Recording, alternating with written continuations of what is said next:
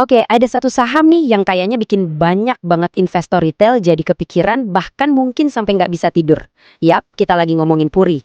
Pertanyaannya, ini tuh sebenarnya permata tersembunyi dari Batam atau jangan-jangan cuma jebakan narasi yang bikin portofolio kita boncos? Yuk kita coba kupas tuntas bareng-bareng. Jadi, kenapa sih saham yang satu ini bisa bikin gelisah banget? Jawabannya jujur aja seringkali karena banyak yang rasa nyangkut. Tahu kan rasanya? Udah terlanjur beli di harga tinggi, berharap bakal terbang, malah cuma bisa pasrah nontonin harganya turun terus. Dan ini nih bukan cuma perasaan, angkanya beneran nyata. Coba lihat, dari puncaknya di 1385, sekarang harganya terjun bebas dan berjuang di kisaran 498. Nah, penurunan yang drastis inilah yang jadi biang keladinya. Sekarang, yuk kita coba intip, ada apa sih sebenarnya di dalam perusahaan ini? Begitu kita buka laporan keuangannya, kita langsung nemuin sesuatu yang, aneh. Aneh banget malah. Ada sebuah paradoks yang bikin pusing.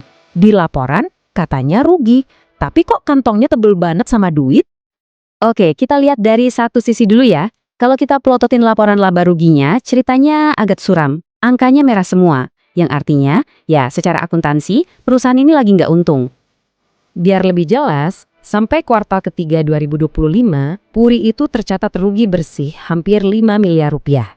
Jadi, secara di atas kertas, mereka ini rugi. Titik. Nggak pakai koma.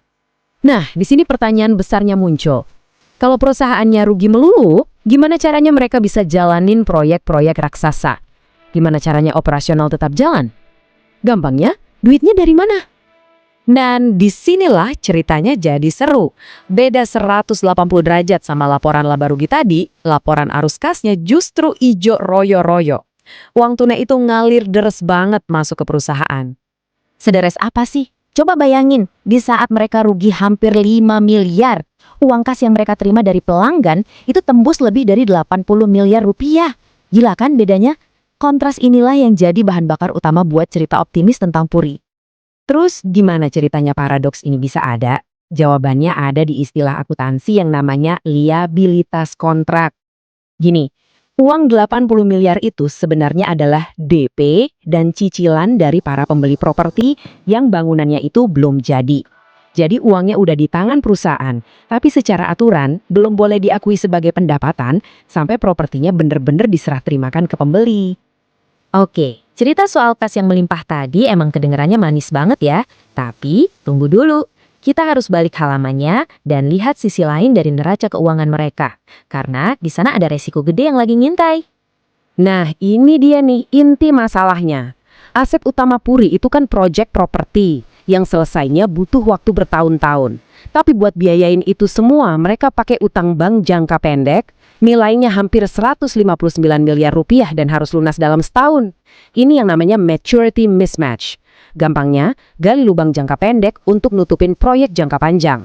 Ini resep klasik buat kena masalah likuiditas. Seberapa gede risikonya? Coba deh lihat angka ini baik-baik. Rasio utang terhadap modalnya itu mencapai 424%. Artinya perusahaan ini jalannya pakai gigi tinggi banget. Pakai utang yang super besar. Memang sih kalau berhasil bisa untung gede. Tapi kalau ada masalah sedikit aja, modalnya bisa ludes seketika. Oke, kita udah bedah angka-angkanya. Sekarang waktunya kita lihat siapa orang-orang di baliknya. Karena pada akhirnya mau dibawa kemana perusahaan ini, ya tergantung siapa yang jadi sopirnya kan? Kalau kita lihat kepemilikannya, Puri ini sangat terkonsentrasi. Hampir 77% sahamnya itu dipegang sama satu pihak aja, yaitu PT Bumi Kreasi Baru. Artinya apa?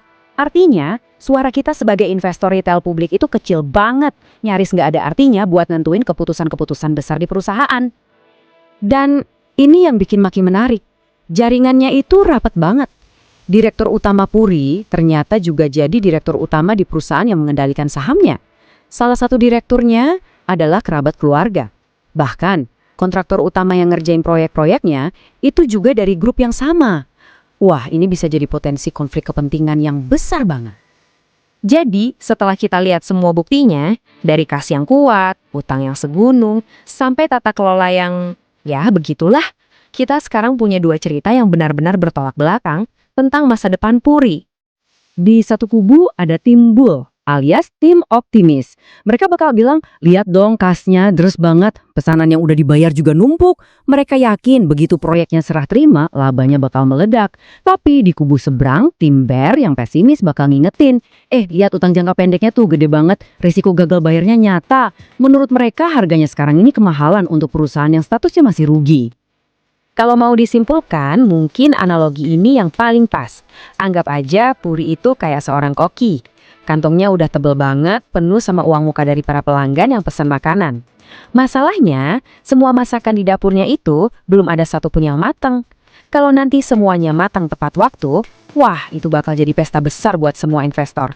Tapi kalau amit-amit kompornya meledak, risikonya juga besar. Dan ini yang harus jadi bahan renungan kita. Dengan struktur kepemilikan yang serapat itu, kalau seandainya dapurnya meledak, kira-kira siapa yang bakal diselamatin duluan? Para bankir, keluarga pengendali, atau investor retail seperti Anda? Nah, itulah pertanyaan penting yang harus Anda jawab sendiri sebelum memutuskan untuk ikut memesan masakan dari koki ini.